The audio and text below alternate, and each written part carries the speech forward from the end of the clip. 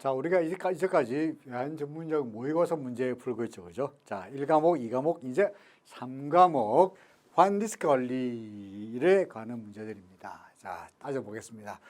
환리스크 관리는 분량도 많지 않고요. 그리고 사실은 파생 상품으로 들어가면 좀 내용이 복잡한데 외환 전문적은 그렇게 수준이 높지 않으니까 지금 설명하는 내용들만 잘 기억하고 계시더라도 시험에서 아주 높은 점수를 받을 수 있으리라고 확신합니다. 그러니까 너무 겁먹지 말고 차근차근 따져보자라는 말이죠. 자, 61번부터 봅니다.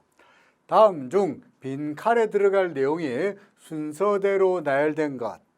은행이나 수익기업이 특정 통화를 판 금액이 산 금액보다 많아서 판 게 산 것보다도 많네. 팔았다는 이야기는 부채죠, 그죠?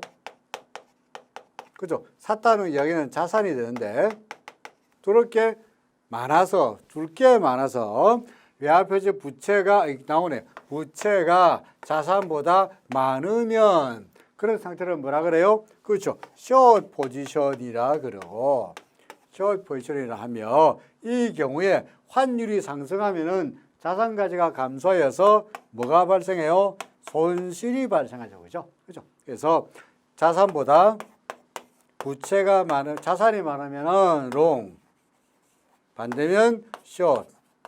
그죠? 같으면 뭐라 그랬지? 스퀘어. 그죠? 스퀘어입니다. 자, 그래서 숏 손실이죠. 그죠? 뭡니까? 숏과 손실이 난다가 뭐였죠? 숏과 손실이 난다. 답은 2번인가요? 그러네요. 그렇죠? 자, 2번. 그다음에 62번입니다. 외환시장의 특징과 외환시장의 참여자에 대한 설명으로 옳은 것. 외환거래의 90% 이상은 차익거래를 목적으로 한다가 아니고 무슨 목적이야? 그렇죠. 투기 목적의 거래죠. 그죠? 두 번째, 외환거래는 장내 거래가 아니고 뭡니까? 장외 거래죠. 그죠? 장외. 그죠? 중앙은행은 스무딩 오퍼레이션을 통해서 정부를 대신하여서 외환시장에 직간접적으로 개입할 수가 있죠. 가입하죠. 그래서 이걸 갖다가 스무딩 오퍼레이션이라고 합니다. 뭐야? 급등하는 것을 좀 천천히 오르게, 급락하는 것을 좀 천천히 떨어지게, 스무드하게 움직인다.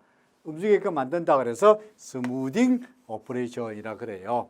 외환 브로커가 은행과 은행 사이에 외환거래 중개하여서 하면은 외환거래 발생하는 비용이 그렇죠. 늘어나는 것이 아니라 감소하죠. 그렇죠. 예를 들어 여러분들이 집을 팔려고 그럴 때, 집을 살려고 그럴 때 만약에 부동산 중개하는 사람이 없다면, 브로커가 없다면 어쩌야 됩니까? 예를 들어서 이 아파트 마음에 든다. 가가지고 1동 101호부터 눌러가지고 띵동 눌러가지고 혹시 집 안 파세요? 죄송합니다. 띵동 102호 혹시 집 안 파세요? 아 죄송합니다. 띵동 103호 이 짓을 계속해야 되지 않겠어요? 그죠? 그러니까 그런 비용을 줄이기 위해서 뭐가 필요해? 브로커가 있어가지고 파는 사람과 사는 사람을 연결해 주는 일을 하죠. 그러니까 비용이 감소합니다. 그렇죠? 정답이 뭐였죠? 그렇죠. 3번 중앙은행이 스무딩 오퍼레이션을 통해 가지고 직간접적으로 개입할 수 있다라는 말이었습니다. 63번 다음 중 달러원 환율 하락이 예상되네. 환율이 떨어질 거 예상되네. 이 말은 원화가 어떻게 되는 겁니까? 평가가 어떻게 되죠? 환율이 떨어지니까 원화는 평가 절상이 될 거란 이야기죠. 그죠? 보겠습니다. 국내 개인들의 해외 부동산 매수세가 증가하였다. 해외 부동산 살라 그러면 사람들이 달러를 사서, 그러니까 달러를 사니까 달러 값은 올라가겠네. 그렇죠. 두 번째, 외국인들이 보유한 국내 주식에서 받은 배당금을 해외로 송금했습니다. 국내 주식에서 받은 배당금이 원화인데 이거를 해외로 송금하려면 달러를 사겠네. 달러 값이 어떻게 됩니까? 올라가겠죠. 그래서 달러 많이 사니까. 세 번째로 무역 수지 흑자 폭이 대폭 상승했네요. 계속 늘어났네요.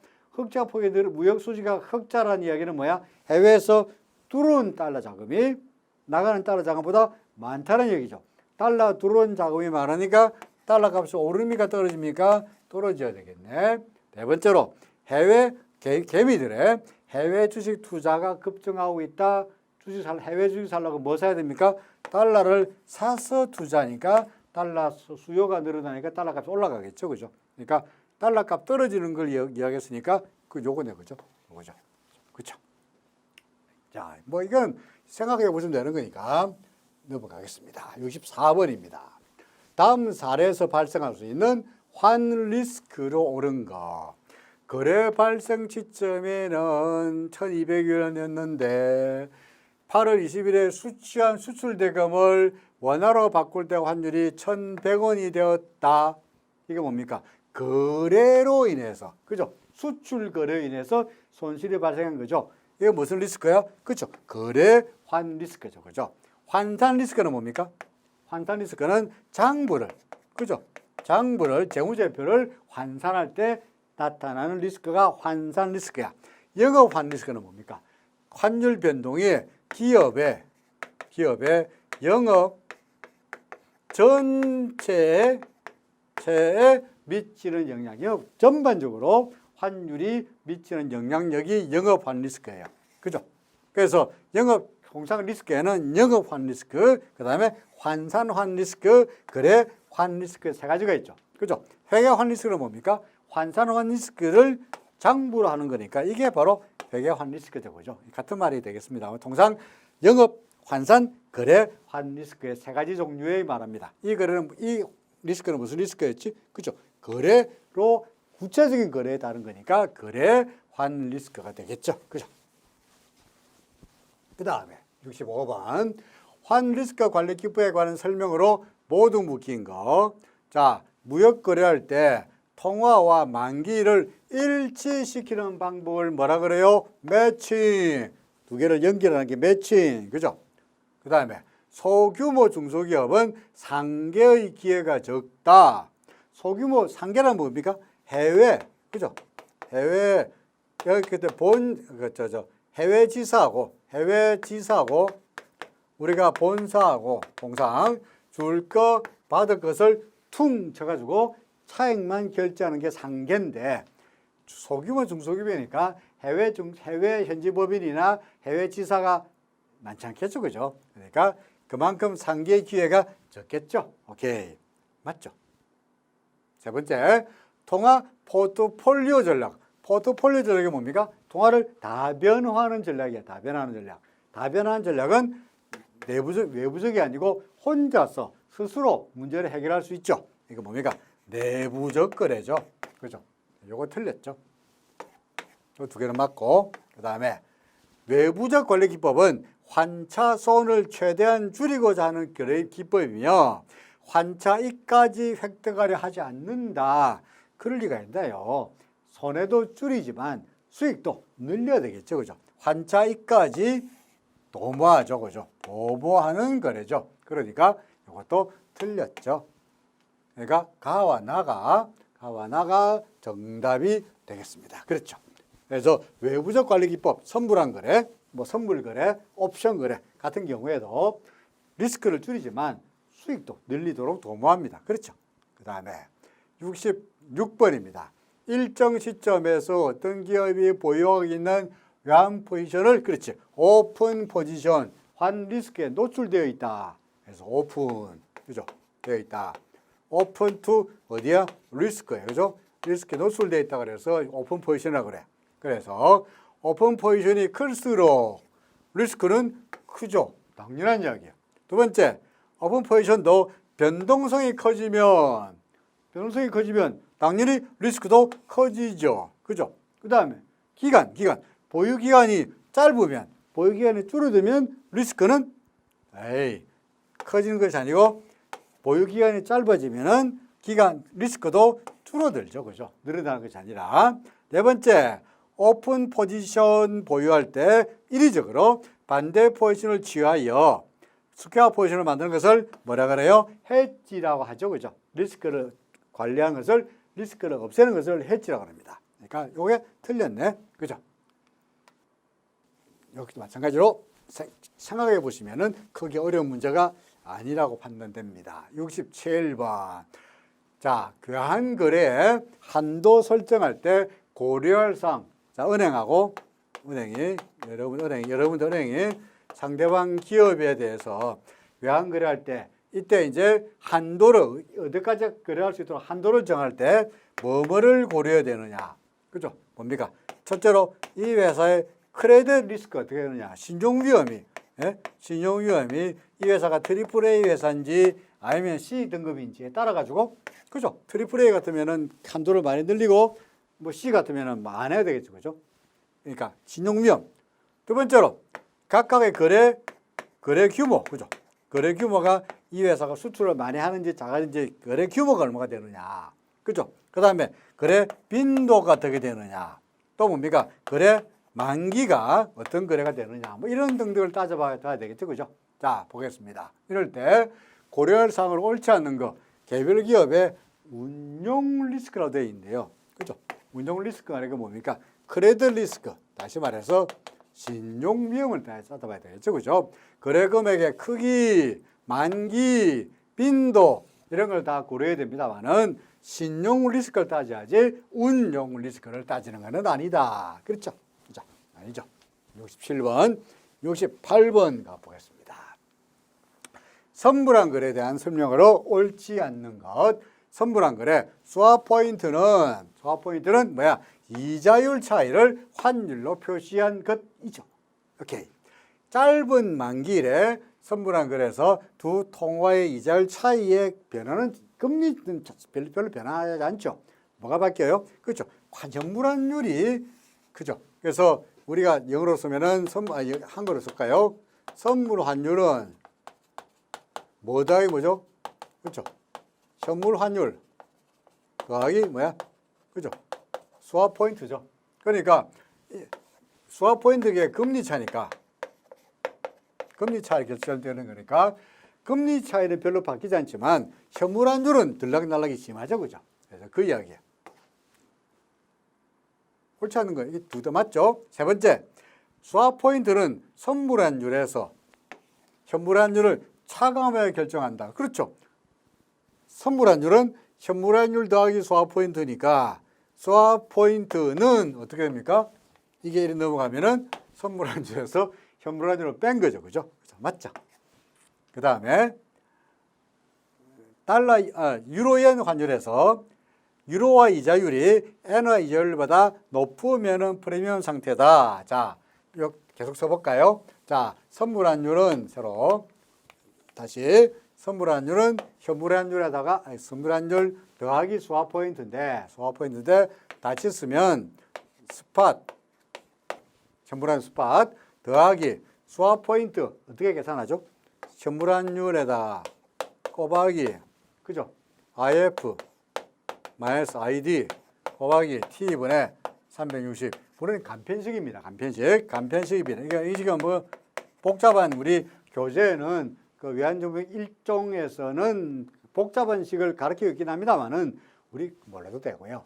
시험 보는데 그 몰라도 되고 간편식만으로도 충분합니다. 그러니까 간편식인데 현물환율에다가 그죠? 스왑 포인트인데 스왑 포인트 계산할 때 IF 마이너스 ID 다시 말해서 상대 통화 금리에서 기준 통화 금리를 빼는 거죠. 상대 통화 금리에서 그죠? 상대 통화 금리에서 기준 통화 금리 기준 금리가 아니고 기준 통화 금리를 빼는 겁니다. 그렇죠? 따라서 보다시피 문제가 뭐냐니까 유로하고 옌 환율의 스왑 포인트 계산하는 거네. 유로하고 옌이면은 기준 통화가 유로예요, 엔이에요? 유로죠, 유로. 그러니까 이게 유로가 기준 통화 금리가 되는 거고 엔화가 뭡니까? 상대 통화 금리가 되는 거죠. 그죠? 그런데 보다시피 유로화 이자율이 엔화 이자율보다 높다 그랬네. 유로화 이자율이 엔화 이자율보다 높다고. 유로화 이자율은 예컨대 3%인데 엔화 이자율 예컨대 1%라는 이야기 아니에요. 그죠? 그러니까 유로 이자율이 높으면은 1%에서 3%를 빼면은 스왑 포인트가 플러스가 돼, 마이너스가 돼. 마이너스죠. 따라서 마이너스가 되니까 이거는 프리미엄 상태가 되는 것이 아니라 마이너스니까 뭐가 됩니까? 그렇죠. 디스카운트 상태가 돼야 되겠죠. 그죠? 그렇죠.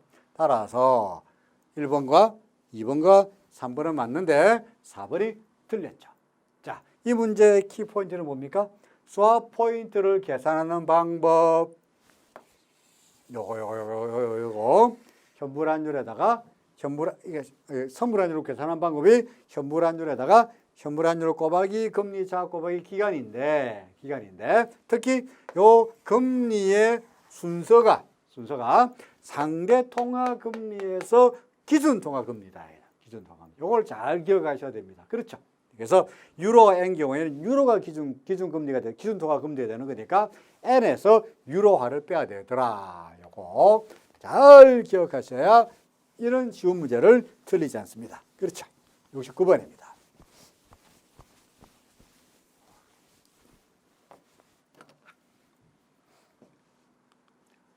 달러엔 현물환율과 달러 엔화의 금리가 다음과 같을 때 3개월 스왑 포인트의 오퍼드 레이트는 얼마가 되느냐. 자, 일단은 오퍼드 레이트를 구하죠. 그죠? 오퍼드 레이트 구하죠. 그러면은 현물환율에서는 비드 레이트 앞에 겠습니까? 뒤에 겠습니까? 당연히 뒤에 거 써야 되겠죠. 그죠? 뒤에 거. 오케이. 오퍼드 레이트란 말은 은행 입장에서 볼 때는 매입률이에요, 매도율이에요? 오퍼 레이트. 은행의 매도율이죠, 매도율. 은행의 매도율이야. 그죠? 은행의 매도율이야. 은행의 매도율은 싸게 팔까요, 비싸게 팔까요? 비싸게 팔겠죠. 이해했습니까? 자, 그러면 현재 우리가 스왑 포인트를 구할 때 스왑 포인트는 어떻게 구했죠? 현물환율 곱하기 IF 마이너스 ID, 그죠? 곱하기 기간분의 360 이렇게 구했는데 약식입니다만은 이럴 때 IF 마이너스 ID, 자, 상대 통화 금리에서 기준 통화 금리를 빼니까 지금 이 문제의 경우에는 달러하고 엔화니까 상대 통화가 엔화 금리가 되고 기준 통화가 달러 금리가 되겠죠. 그죠? 이럴 때 보겠습니다. 달러 금리도 비드 레이트가 있고 오퍼 레이트가 있고. 그죠? 그다음에 엔화 금리도 비드 레이트가 있고 오퍼 레이트가 있는데 이걸 갖다가 이렇게 비드는 비드끼리 오퍼는 오퍼끼리 빼지 않아요. 어떻게 빼느냐? 서로 교차해서 빼요. 비드하고 오퍼를 빼고 오퍼에서 비드를 빼요. 그러면 지금 보시다시피 스왑 포인트를 구할 경우에 구하는 방법이 달러에서 N 빼나 N에서 달러 빼나? N에서 달러를 빼죠. 그죠? 이렇게 N에서 달러 빼니까 엔화 금리 가능성 1번이 자 0.05에서 2.42를 빼는 케이스가 있고, 오케이? 그 다음에 0.12에서 여기서 이렇게 2.02를 빼는 케이스가 있죠. 그죠? 두 가지 케이스입니다. 자, 계산하면은 마이너스 얼마 되나요? 2.05에서 2.42%를 빼면은 이게 암산이 되는데 마이너스 2.37%가 되고, 그 다음에 0.12에서 2.02를 빼면은 이게 뭡니까? 이거는 마이너스 1.90%가 되겠죠. 그죠? 이럴 때 여러분들은 은행이 매도한 거니까 은행은 비싸게 팔아요, 싸게 팔아요? 비싸게 팔겠죠. 그죠? 따라서 스왑 포인트를 계산하는 금리 차이가 커야 돼, 작아야 돼? 커야 돼. 당연하죠. 마이너스 2.37이 커요, 마이너스 1.9가 커요? 마이너스 1.9가 커요. 그렇죠. 오케이? 따라서 해보면은, 자, 이제 스왑 포인트 계산해 봅니다. 스왑 포인트 현물환율 뭐가 됩니까? 오퍼 레이트를 구하는 거죠. 오퍼 레이트. 따라서 118.75를 곱해야 돼, 119.44를 곱해야 돼. 오퍼 레이트니까 오퍼를 계산합니다. 119.44. 그죠? 119.44 곱하기 IF-ID였는데 아까 뭐였지? 0.12에서 2.02 를 빼죠. 그죠? 에다가 곱하기 기간이 얼마였더라? 3개월. 3개월이니까 뭡니까? 4분의 1. 그죠? 360분의 90, 4분의 1을 계산해 보자. 그죠? 오케이? 자, 그러면은 119.44에다가 아까 0.12에서 2.01을 빼니까 뭐였죠? 1.9%였죠. 그죠? 그죠? 그 다음에 4분의 1로 나누면은 이게 얼마가 되느냐? 마이너스 0.567이 됩니다. 그죠? 567로 답이 답니다. 마이너스 0.567. 자, 0.567. 그래서 찾아보면은 0.567 없네. 다시 말해서 0.567이라는 말은 뭡니까? 50 마이너스 56.7pp라는 이야기죠. 그죠? 그죠? 그래서 마이너스 56.7인데 없네. 56.45, 59.25, 61.9, 60.51 틀렸네가 아니고 우리는 이게 무슨 식이죠? 간편식이죠. 간편식. 그죠? 그러니까 굳이 복잡하게 계산할 필요 없이 간편식으로 56.7을 구해놓고 그거하고 가장 가까운 56.45를 답으로 찍으면 되는 거예요. 답은 56.45입니다. 그럼 혹시 여러분들이 이런 분이 계실 거 아니에요. 아니 간편식으로 56.7로 나왔는데 예를 들어서 보기 1번은 56.6, 2번은 56. 뭐라 그럴까? 61, 62, 56.62, 63, 64 이렇게 나오면 어떡할 거냐? 그죠? 나올 거냐? 하고 혹시 고민하신 그 의문을 가진 분이 계실지 모르겠습니다만은 그렇게 악독하게 악랄하게 시험에 나오지 않습니다. 그러니까 56.7로 계산한다면 그것과 가장 가까운 답을 선택하시면 그게 답이 됩니다. 그렇죠? 실제로도 그렇습니다. 자, 제가 이렇게 설명하는 이유는 뭐냐니까 제가 누굽니까? 제가 20년 이상의 경력을 가지고 있는 외환딜러잖아요. 외환딜러 해왔잖아요. 실제로 은행에서 IB에서 투자은행에서 거래하고 있는 현역 외환딜러들도 이렇게 복잡하게 교재에 있는 복잡한 환율 리스크에서 스왑 포인트 계산하는 방법 몰라요. 걔들은 어떻게 계산합니까? 컴퓨터로 계산해요. 컴퓨터로. 그러니까 굳이 복잡한 정규식을 계산하려 하지 말고 다시 포워드 뭐 더하기 뭐야? 스팟 더하기 스왑 포인트. 그죠? 는 어떻게 계산한다고? 스왑 스팟 플러스 스왑 포인트는 현물환율 곱하기 가로 IF 마이너스 ID 곱하기 T분의 360으로 구하는데 그죠? IF는 뭐야? 상대 통화금리. 그 다음에 ID는 기준 통화금리를 구하는데 예를 들어 볼게요. 예를 들어서 상대 통화금리가 1%, 2%. 그 다음에 기준 통화금리가 5%, 6%라 합쳐서 예를 들어서 간단하게 자 이렇게 안 뺀다 그랬지? 어디서 뺀다고? 상대 통화에서 1에서 6을 빼고 2에서 5를 빼죠. 그죠? 이렇게 빼죠. 그러면 1에서 6을 빼면은 마이너스 5고 2에서 5를 빼면은 마이너스 3이죠. 맞습니까? 따라서 마이너스 3이 커요? 마이너스 5가 커요? 마이너스 3이 크죠. 따라서 마이너스 3 언제 쓰는 거야? 오퍼레이트 계산할 때 사용되는 거지. 그죠? 마이너스 5는 그렇지. 이거는 비드 레이트를 계산할 때 사용되는 거다. 서로 교차해서 계산한다. 요것만 기억하시면 되는 거야. 그러고 답 구했어. 그러면은 뭐 찾습니까? 그거하고 가장 가까운 거를 찾으면은 그게 바로 정답이 된다는 거죠.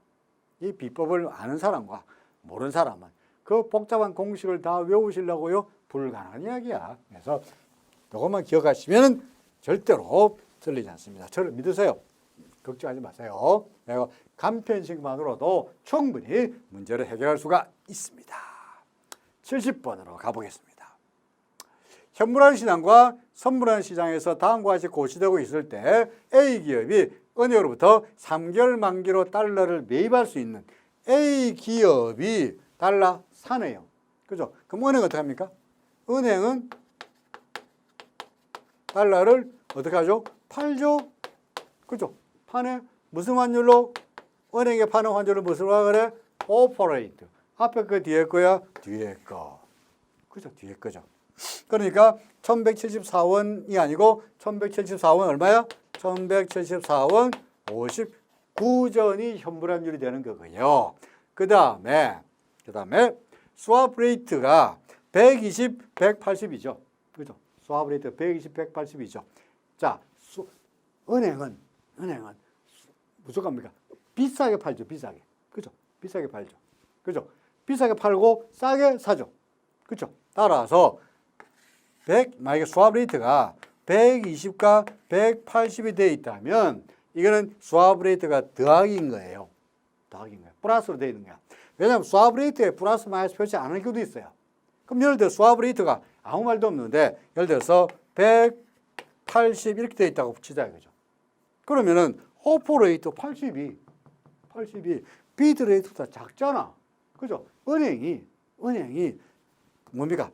싸게 팔 리가 없죠. 그죠? 이 말은 무슨 말이냐?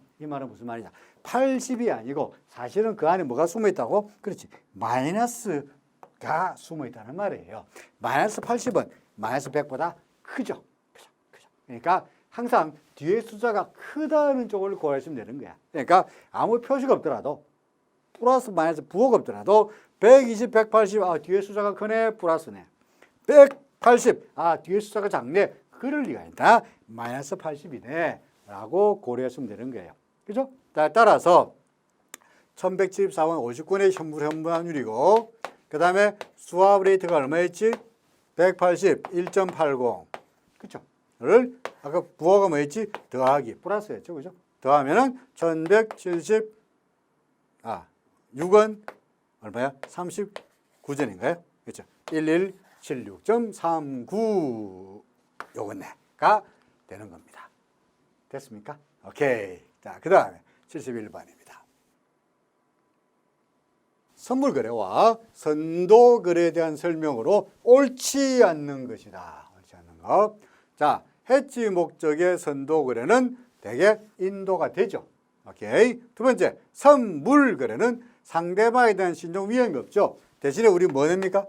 선물거래소에 거래하기 위해서 증거금을 내고 신용 위험이 없는 대신에 그 신용 위험을 누가 대신해 줍니까? 거래소에서, 그죠? 거래소에서 증거금을 받는 대가로 상대방이 누구든 간에 거래가 이행되도록 보증해 주죠. 그죠? 그러니까 거래소가 상대방이 되는 겁니다.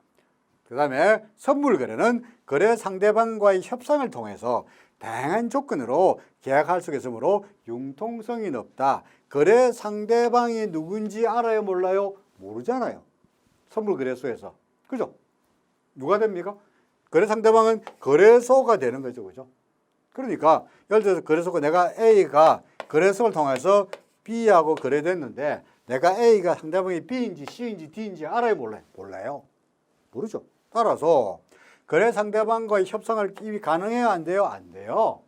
이거는 무슨 거래를 이야기하는 거야? 선도거래의 경우에는 선도거래는 1대1 거래니까 그 거래는 협상이 가능하고 융통성이 높지만 선물거래는 그게 아니고 뭐야? 규격화되어 있죠. 그래서 거래 단위가 규격화되어 있습니다. 그러니까 융통성이 적죠. 틀렸습니다. 네 번째로 선도거래는 결제 제한이 없죠. 아무 데나 할 수 있죠. 둘이서 정하면 되죠. 8월 17일로 합시다. 9월 26일로 합시다. 9월 9일로 합시다. 그죠? 아무 날짜 정하면 되는 거야. 하지만 선물거래는 거래소에서 거래 금액도 제한이 있고 규격화되어 있고 만기일도 규격화되어 있죠. 그죠? 그러니까 맞죠.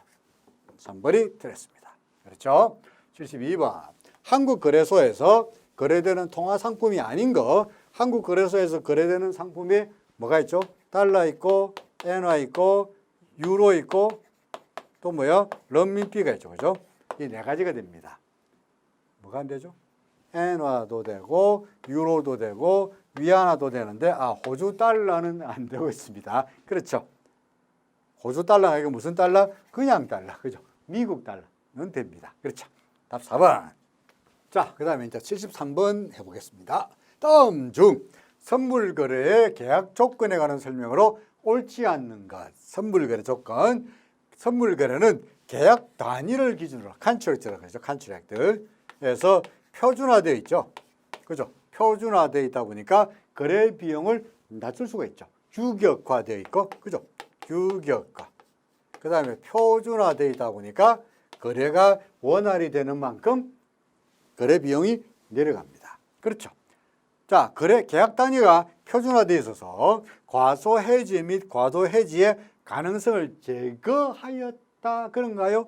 예를 들어서 우리나라의 달러 같은 경우에 계약의 한 계약 단위가 얼마입니까? 1만 달러야. 그렇죠. 그럼 예를 들어 어떤 회사가 7만 6천 달러의 뭡니까? 리스크가 있어가지고 이걸 해지하려고 그래요. 근데 7만 6천 달러 거래할 수 있어요? 없어요? 안 돼요. 7계약을 통해서 7만 달러를 해지하든지 아니면 8계약 해가지고 8만 달러를 해지해야지 7만 6천 달러를 해지할 수가 없죠. 그렇죠. 따라서 7계약만 하면은 과소 해지 덜 했잖아. 8계약을 하면은 과도 해지 많이 했잖아. 그러니까 과소 해지, 과도 해지 가능성을 제거한 것이 아니죠. 그죠? 가능성이 커졌죠. 그죠? 세 번째, 틀렸네요. 이거 틀렸네. 정답이네. 그죠? 금융 선물의 경우에 만기일은 3692로 되는 경우가 많죠. 그죠? 네 번째, 선물 계약의 만기 시점이 결절이 되면 이 당일이 되면은 가격 제한폭을 적용하지 않는 것이 일반적이다. 정답은 아까 나왔죠. 그죠? 과소해지, 과도해지의 가능성을 제거한 것이 아니죠. 표준화되다 보니까 과소해지, 과도해지가 될 수밖에 없는 이런 문제점을 가지고 있죠. 그럼에도 불구하고 거래 비용이 낮다 보니까 그죠? 계약 단위를 표준화한 겁니다. 그렇죠. 74번. 통화 수합과 외환 수합을 비교한 내용으로 옳지 않는 것. 옳지 않는 것. 자, 수합이다 보니까 통화 사이의 이자율 차이를 정산하는 거래 원리를 이용하는 것은 맞습니다. 그죠? 그런데 외환 수합의 경우와 통화 수합은 자, 해볼까요? FX 수합이라고 합니다만은 외환 수합 그리고 커런시 수합의 경우에는 예를 들어서 FX 수합은 둘 다 금리 차는 맞는데 그죠? 현물환율과 포워드 선물환율 차이만큼이 수합 레이트가 되죠. 금리 차가 되죠. 그죠? 두 개가 같아요, 달라요. 하지만 커런시 수합의 경우에는 현물환율하고 만기시 환율하고 같아요. 대신에 금리 차는 어떻게 다르냐? 금리 차는 여기는 환율에 반영이 됐다면 외환 수합의 경우에는 환율에 반영이 안 되고 금리 차를 직접 지급하죠. 그죠? 주고받아요. 지급하고 주고받아요. 그래서 두 개가 같은 반면 환율은 같은데 이자율 차이를 지급한다는 것이 차이가 나죠. 그죠? 그래서 보면은 외환 수합과 통화 수합은 초기 원금 교환 환율과 만기의 연금 교환 환율이 같다가 아니고 그렇죠. 통화 수합의 경우에는 통화 수합이 만기가 초기 환율과 만기 환율이 같지 외환 수합의 FX 수합 같은 경우에는 다르다. 수합 레이트만큼의 차이가 난다. 됐죠. 그렇죠. 세 번째, 통화 수합은 이자를 교환하죠. 이자를 지급하죠. 하지만 FX 수합은 이자 교환하지 않고 어디에 반영한다고? 환율에 반영하죠. 그죠? 환율에 반영. 이 환율에 반영하는 것을 우리가 뭐라 그래요? 이게 수합 포인트가 되는 거 아니야. 그죠? 이걸 환율에 반영, 이 금리 차이를 환율에 반영하는 게 수합 포인트가 되는 거죠. 자, 맞죠? 네 번째, 외환 수합은 이건 단기, 이거는 장기. 단기는 말은 1년 이내, 통화 수합은 1년 이상의 장기. 그죠? 네, 이번이 틀렸죠. 그죠? 환율이 같다 그랬으니까 틀렸습니다. 75번입니다. 자, 1년 만기에 달러엔 베이시스 통화 수합이 마이너스 2, 마이너스 6이고 그 다음에 1년 만기 N의 이자율 수합이 0.7, 0.7일 경우에 스프레드를 보다 경쟁적으로 하려면 적용되는 수합은행의 3년 만기 고정된 변동금리 통화수업 가격이 얼마냐라고 했거든요. 통상 자 베이시스 수합이 마이너스 2, 마이너스 6이죠. 그죠? 그 다음에 IRS 이자율 수합 가격이 0.75 뭡니까? 0.72라면 이걸 통해서 그 금리를 구하면 그죠? N은행 고정된 변동의 커런시 수합 레이트를 구하면 어떻게 되느냐? 0.75에서 마이너스 1을 빼니까 0.73 그리고 0.72에서 마이너스 0.6을 빼니까 0. 얼마입니까? 6이 되나요? 이렇게 되는 게 정상이에요. 이게 정상적인 경우야. 보통의 경우야. 그런데 그게 아니고 여기 좀 더 경쟁력을 가지려면 어떻게 하느냐? 마이너스 2, 마이너스 6의 평균이 얼마죠? 마이너스 4죠, 그죠? 평균은 마이너스 4죠. 그래서 중간값을 구하고 요 마이너스 4를 각각에 계산해요. 그러면 아까 0.75, 0.72에다가 마이너스 4를 각각 계산하면은 0.75에서 마이너스 4를 빼면은 0.얼마입니까? 0.72에 75에서 4를 빼면 71. 그죠? 그 다음에 뭡니까? 0.72에서 마이너스 4를 빼면은 0.68이 되는 거죠. 그죠? 0.68. 자, 그러 보면은 내가 고정금리를 지급할 때 고객 입장에서 지급할 때 0.73%를 지급해야 되는데 경쟁력 있는 가격을 구하면은 0.71을 지급하는 거니까 훨씬 적게 지급하죠. 그 다음에 0.66은 고객이 수령하는 경우인데 받는 경우인데 0.66 받는 게 좋아요? 0.68 받는 게 좋아요? 0.68 받는 게 좋죠. 그죠? 따라서 0.71, 0.68은 0.73, 0.66 보통의 경우보다 경쟁력이 있겠지. 그죠? 따라서 이렇게 0.7을 경쟁력 있게 중간 가격을 가지고 각각 계산하는 이런 방식도 사용되게 됩니다. 이렇게 보다시피 경쟁적으로 하기 위해서, 그죠? 경쟁적으로 하기 위해서 답은 0.71, 0.68, 0.71, 0.68 어디 갔더라? 0.71, 0.68이 돼야 된다는 이야기죠. 어떻게 할지 아시겠죠? 그러니까 요거 어떻게 할지 이걸 마이너스 2, 마이너스 6을 다 쓰는 것이 아니라 중간값 마이너스 4를 가지고 이렇게 계산하는 방식이 경쟁력이 있다. 그걸 여러모로 기억하시면 되겠습니다. 76번입니다. 자, 국내 기업은 5년 만기로 1,000만 달러를 리버 플러스 0.05%로 차입했네요. 자, 리버 플러스 0.05는 이야기니까 고정금리로 비는 거야, 변동으로 비는 거야? 변동금리로 차입했네요. 그죠?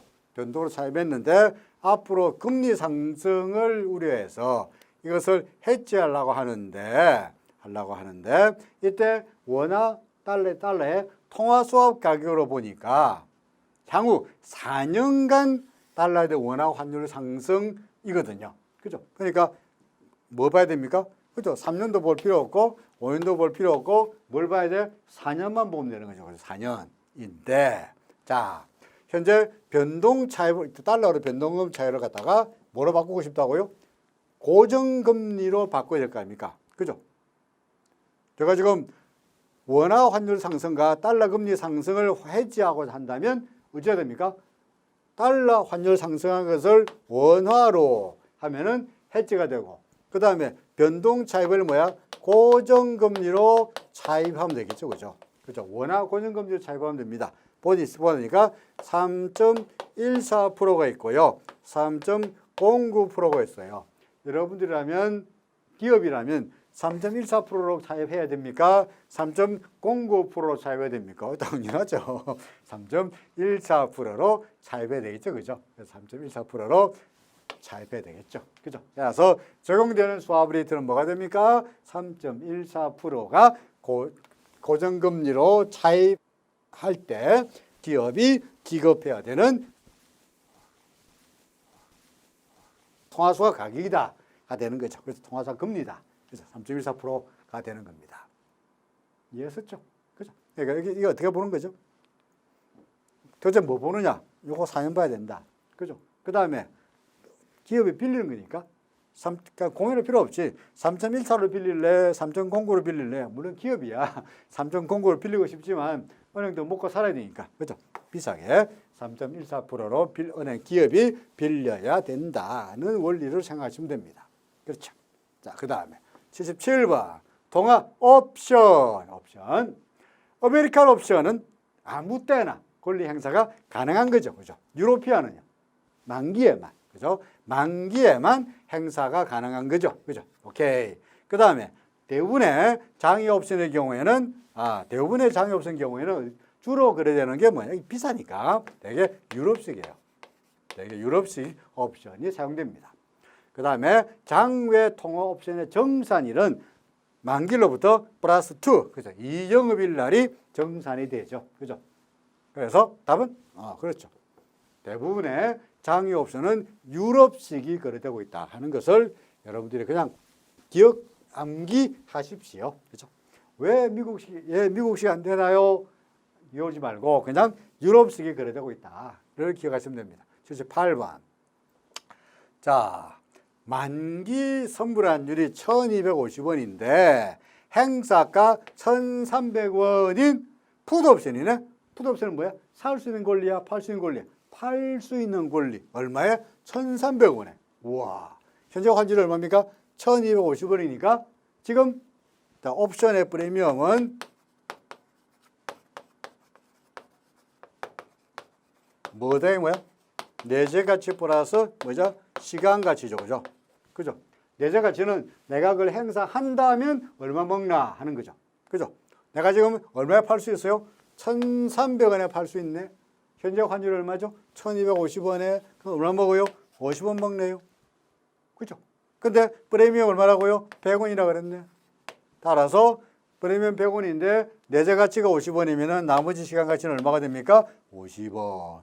따라서 내재 가치와 시간 가치를 순서대로 적은 것은 그렇죠. 50원, 50원이 되겠습니다. 그렇죠? 자, 그 다음에 79번입니다. 다음 중 옵션의 가치 상태에 관한 것이죠. 가치 상태. 자, 뭐가 있습니까? 내가격, 또요 외가격, 또요 등가격. 그죠? 내가격은 내가 행사하면 돈 되는 거. 따라서 내재 가치가 플러스. 그죠? 외가격은 내가 행사하면 손해인 거. 따라서 행사 모래 내재 가치가 제로. 그죠? 등가격 행사 하나 안 하나 똑같아. 내재 가치가 제로. 이게 이제 내가격이냐 외가격이냐 등가격이냐에 구분하죠. 그죠? 오케이. 1번 콜 옵션 무슨 권리? 사는 권리. 사는 권리인데 행사 가격에 근데 1,000원에 살 수 있는데 선물환율이 보다 낮으면 선물환율 1,200원이야. 예를 들어서 보다 낮으면 행사가격이 낮으면 내 가격 상태이다. 1,200원에 사야 되는데 1,000원에 살 수 있으니까 먹죠. 내 가격. 그렇죠. 이럴 때 내재 가치가 얼마야? 그렇죠. 200원이죠. 내 가격 상태 맞습니다. 그렇죠. 두 번째 풋 옵션 팔 권리야. 팔 권리. 행사 가격 1,000원이 선물하기보다 낮으면 낮다. 1,200원보다 낮으면 외가격 상태이다. 1,000원 팔 권리인데 얼마에 팔아요? 1,000원에 팔 수 있는데 현재 환율이 얼마입니까? 1,200원이니까 행사할 수 있어 없어? 못해. 외가격. 그렇죠? 외가격. 맞죠? 세 번째, 내재 가치가 없고 시간 가치만 있는 상태를 등가격 상태라고 한다. 등가격, 내재 가치가 없죠. 그죠? 내재 가치가 없으니까 등가격 맞습니다. 등가격일 수도 있고 또 뭐죠? 외가격도 마찬가지로 내재 가치가 없고 그죠? 시간 가치밖에 없죠. 네 번째로 콜 옵션이 심외, 딥, 외가격, out of the money, 그러니까 외가격인데 아주 깊은 외가격이라는 이야기예요. 그래서 환율이 행사 가격 근처까지 상승하면은 옵션 프리미엄은 증가하죠. 그렇죠? 증가하죠. 점점 증가하죠. 자, 근데 행사 가격까지 상승하면은 예를 들어서 볼까요? 현재 뭡니까? 콜 옵션이 심외 가격에서 심외 가격이니까 예를 들어서 행사가 1,500원. 1,500원. 근데 현재 현물환율이 얼마입니까? 콜. 현물환율이 1,000원. 합시다. 그러니까 1,500원짜리를 1,000원에 살 권리니까 이게 무슨 옵션이야? 행사할 수 있어 없어? 못해. 그러니까 외가격이죠. 그런데 1,000원에서 1,500원이니까 너무나 벌어져 있잖아요. 따라서 이게 뭡니까? 그렇죠. 깊은 심외 가격이에요. 이런데 환율이 현물환율이 행사 가격까지 오른다. 올라가지고 얼마까지 갔어요? 1,500원까지 갔어요. 그죠? 따라서 이럴 때 처음에 1,000원짜리 1,000원을 1,500원에 살 수 있는 옵션의 프리미엄은 내재 가치가 얼마예요? 없고, 그죠? 시간 가치밖에 없죠. 그죠? 그런데 이게 1,000원짜리가 현물환율이 1,500원까지 막 오르면 행사될 확률이 높아지니까 프리미엄이 비싸져요, 싸져요? 비싸지겠지. 그렇죠? 1,000원짜리를 1,500원에 살 권리가 있는데 이게 1,500원짜리를 1,500원에 살 권리가 된다면 프리미엄은 비싸지겠죠. 그죠? 비싸지는데 이게 프리미엄은 비싸지는데 올라가는데 뭐가 올라갑니까? 1,500원짜리를 1,500원에 사는 권리가 됐으니까, 그죠? 1,500원짜리를 1,500원짜리에 사는 권리가 됐으니까 여전히 내재 가치가 있어 없어? 없죠. 뭐만 올라요? 그렇죠. 시간 가치만 올라가는 거야. 그렇겠죠. 자, 보면은 행사 가격까지 상승하면 프리미엄은 증가하는데 시간 가치는 감소한다가 아니고 시간 가치가 증가하죠. 그죠? 증가하죠. 내재 가치는 어떻게 합니까? 내재 가치는 그대로. 그죠? 불변, 제로. 그죠? 그러다가 만약에 환율이 1,500원 갔다가 가격이 더 올라가지고 1,600원이 됐다. 현물환율이 올라갔다. 그때부터는 이제 1,600원과 1,500원의 차이만큼이 뭐가 돼? 내재 가치가 되는 거죠. 그렇죠? 자, 그래서 이게 틀렸습니다. 그렇죠? 오케이. 마지막 문제 80번입니다. 만기일에 환율이 하락하면은 제한적인 이익이 발생하는 전략. 하락할 때 제한적인 이익이 발생하는 전략으로 낮은 행사 가격에 풋 옵션을 매도하고 높은 행사 가격에 풋 옵션을 매입하는 풋 옵션을 팔고 풋 옵션을 사는 거죠. 그죠? 그러니까 종류가 같은 거 콜과 콜을 거래하거나 아니면은 풋과 풋을 하나 사고 하나 파는 거래를 우리가 뭐라 하느냐, 이런 거래를 스프레드 거래라 그러죠. 그죠? 스프레드 거래라 그러는데 이럴 때 행사가가 낮은 콜을 이나 풋을 사고 행사가가 높은 콜이나 풋을 파는 거. 그래서 콜 낮은 걸 사고 행사가 높은 콜을 팔거나 풋 낮은 걸 사고 풋 높은 거를 파는 전략을 우리가 뭐라고 하느냐? 불 스프레드라 그래요. 불 스프레드. 그러니까 불 스프레드는 그래프가 이렇게 그려지면서 상승할 때 수익이 나는 상승할 때 수익이 난다 그래서 불 스프레드라 그래요. 그러면 베어 스프레드 어떻게 됩니까? 그래프가 이렇게 되면서 떨어질 때 수익이 나는 건데 어떻게 되는 거죠? 반대로 행사가 낮은 거를 팔고 행사가 높은 것을 사면은 뭐가 됩니까? 베어 스프레드가 되는 거죠. 그죠? 자, 보겠습니다. 이럴 때 행사가 낮은 것을 팔고 높은 것을 샀네. 낮은 것을 팔고 높은 것을 샀네. 뭐였죠? 베어 스프레드. 다른 말로 약세 스프레드라고 합니다. 베어, 약세. 그죠? 베어, 불, 강세.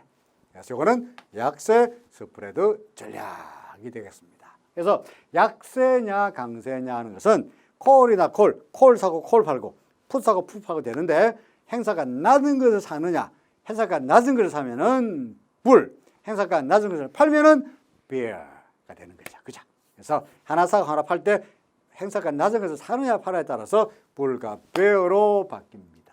자, 여기까지 여러분들 또 3과목까지 다 마쳤습니다. 여러분들 모의고사에서 배운 실력으로 모두가 다 합격하기를 기원합니다. 여러분들 수고 많으셨습니다. 고맙습니다.